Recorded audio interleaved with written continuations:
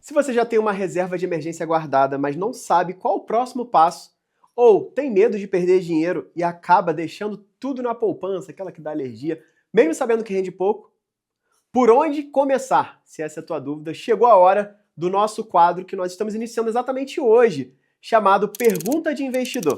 Toda semana a gente pega uma dúvida que veio direto da nossa audiência e destrincha aqui, sem economês e sem julgamento. Se você tem uma pergunta sobre investimento que nunca teve coragem de fazer, ela provavelmente não é só sua. E é exatamente esse tipo de pergunta que a gente quer por aqui. E olha, a pergunta de hoje é daquelas que quase todo mundo já viveu. A pergunta é assim: já tenho uma reserva de emergência guardada, mas eu não sei qual o próximo passo. Eu tenho medo de perder dinheiro e acabo deixando o dinheiro todo na poupança, mesmo sabendo que rende pouco. Por onde começar, Renan? Ótima pergunta, né? Essa é talvez a dúvida mais comum que existe. E eu quero deixar bem claro, isso não é falta de conhecimento, é medo de errar. E é um medo muito legítimo, porque diferente da poupança, aquela que dá alergia na gente, que o governo meio que garante que nunca vai dar errado, qualquer outro investimento parece um salto no escuro se você não entende como ele funciona. Faz sentido? Então vamos por parte. Primeiro, o medo de perder dinheiro geralmente vem de misturar dois tipos de investimentos bem diferentes. Tem os investimentos de renda fixa e tem os investimentos de renda variável. Os investimentos de renda fixa, basicamente, é quando você empresta dinheiro para alguém, seja para o governo, seja para um banco, seja para uma financeira, e aí você recebe esse dinheiro de volta com juros, numa data e numa regra que você já sabe desde o início que você faz aquele investimento. Então pensa como se fosse um contrato. Se eu te empresto hoje, você me devolve em tal data com um tal rendimento. É desse jeito, simples assim.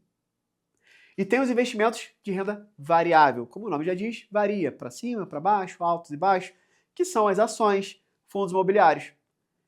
Esse tipo de coisa, onde o valor sobe e desce, que a gente chama de volatilidade, né? Todo dia tem esse sobe e desce. Por quê? Porque depende do mercado, depende do resultado da empresa, depende da expectativa da economia, a expectativa do investidor, uma série de fatores. Aqui sim, existe a possibilidade real de um determinado momento, sabe?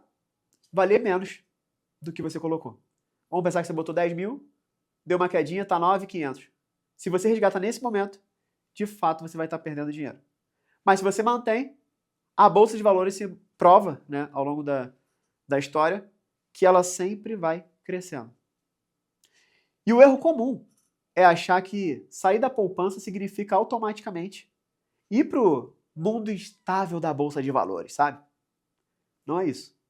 Existe um caminho bem aí no meio. E é aí que a maioria de quem está começando deveria olhar.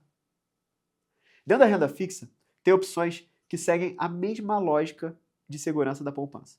Ou até mais seguras, porque tem a garantia do governo, mas pagam mais. O Tesouro Selic, por exemplo, é um título público, onde você empresta dinheiro para o governo e ele paga de volta um percentual que acompanha a taxa básica de juros do nosso país, que é a taxa Selic. A gente tem CDBs de bancos, bancos digitais, que também entram nessa categoria. E muitos têm garantia do Fundo Garantidor de Crédito. Isso aqui é até 250 mil reais por CPF e por instituição financeira. O que dá uma segurança parecida com a poupança. Por quê? O FGC também é a garantia da poupança. Então assim fica melhor. Já que eu tenho a mesma garantia, mas eu vou receber mais, eu vou ganhar mais dinheiro, é melhor ir para lá. Vamos imaginar uma situação hipotética, tá? Só para você visualizar e os assuntos se encaixarem. Digamos que a Ana, ela tem lá 100 mil reais guardados na poupança. Historicamente, a poupança rende bem menos que a taxa básica de juros. Em muitos períodos, menos da metade. Se ela move esse mesmo valor para o Tesouro Selic, por exemplo, ou para um CDB, que pague pelo menos 100% do CDI, ela mantém basicamente o mesmo nível de segurança. Ela ainda vai estar emprestando dinheiro para uma instituição sólida e com liquidez. Mas passa a rodar num rendimento mais alinhado com a taxa de juros real do país. Porque senão você acaba perdendo valor o teu dinheiro.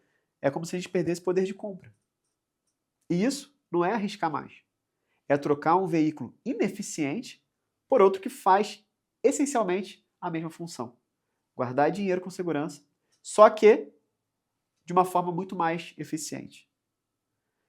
Mas depende também, né? Porque isso muda de acordo com, por exemplo, o prazo que você pode deixar o dinheiro parado. Alguns títulos têm liquidez diária. Outros só vale a pena se você precisar resgatar antes de uma data específica. Se esse dinheiro já é a reserva de emergência ou é além dela, beleza. Reserva de emergência pede liquidez imediata, que é você poder resgatar a qualquer momento.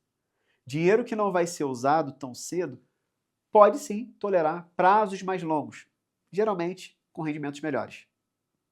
E também depende da sua tolerância emocional a ver o valor balançar, né? Ou seja, essa flutuação de preços às vezes está lá em cima, às vezes está lá embaixo.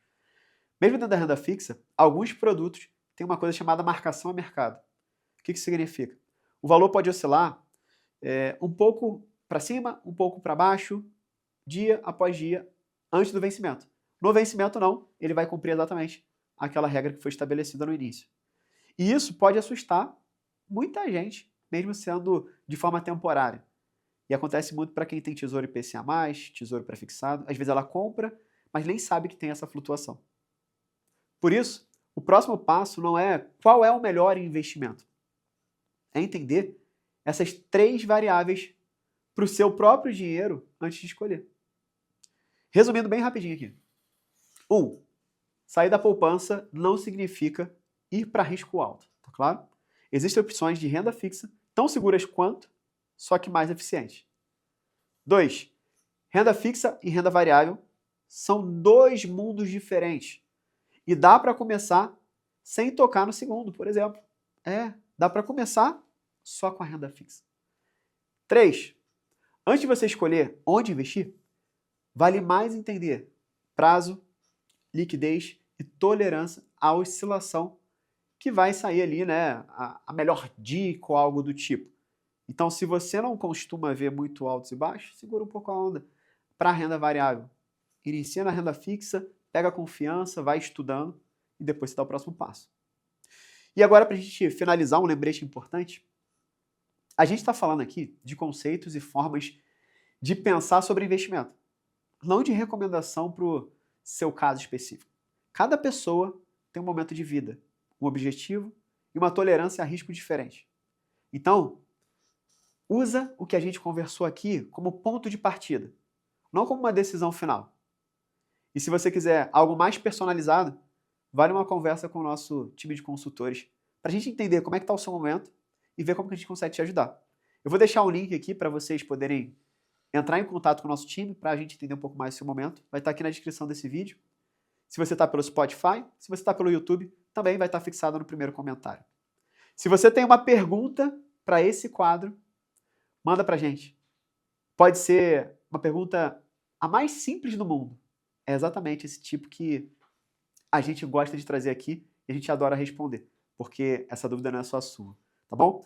Se esse conteúdo te ajudou, compartilha com o máximo de pessoas possíveis. Se você não está inscrito no canal, se inscreve no canal. Para quem é do Spotify, avalia com 5 estrelas e segue a gente também. Agora, vá lá no meu Instagram, Renan Diego Oficial, e manda uma mensagem no direct. Me fala o que você achou desse quadro novo que a gente começou hoje, tá bom? E aí, curtiram? Um grande abraço, muita produtividade financeira para você e sejam bem-vindos à Dúvida de Investidor. Bora evoluir!